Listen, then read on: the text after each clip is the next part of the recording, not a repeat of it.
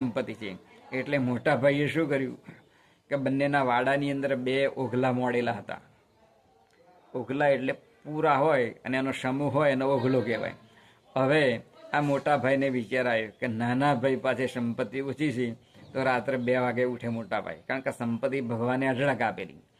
તો એના જે પૂરા હોય ડાંગરના ઘાસ કે જે ભેંસો એ ખાતી હોય છે, ગાય ખાતી હોય છે, આ જે ઘાસ હોય એ ઘાસ એના વાડાની અંદરથી 5 પૂરા લઈ અને રોજ નાના ભાઈના વાડાની અંદર એ મૂકી આવે. એમના જે પૂરા હોય એના ભેગું મૂકી આવે.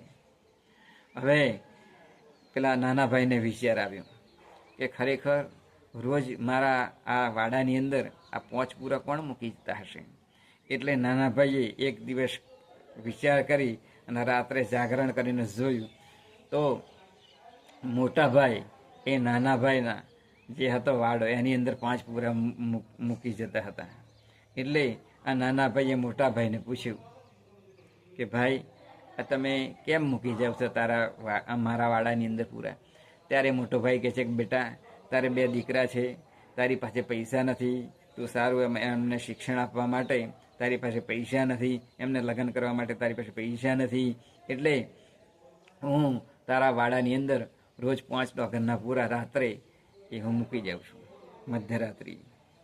એટલે પેલો નાનો ભાઈ હતો એની આંખમાં આંસુ આવી ગયા અને મોટા ભાઈને ભેટી પડ્યો અને એણે કહ્યું મોટા ભાઈને કે ભાઈ આ તમારે જે મદદ છે, તમારો જે ઉપકાર છે એ મારા જીવનની અંદર હું ક્યારેય નહીં ભૂલું.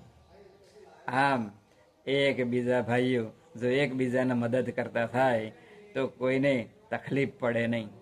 આમ ભગવાને આપ્યું હોય તો આપણાથી કોઈની પાસે તકલીફ હોય તો આપણે દેહથી મદદ કરી શકીએ, કદાચ સંપત્તિથી મદદ કરી શકીએ, કદાચ વાણીથી મદદ કરી શકીએ.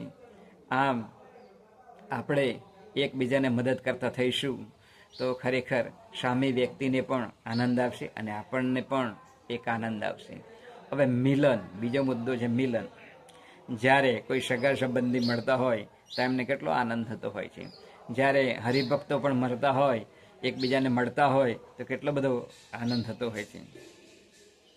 એટલે ભાગવતકારે લખ્યું છે 4 મિલે 64 મિલે 20 રહે કર જોડ, હરિજન સે હરિજન મિલે તો 20 કરોડ.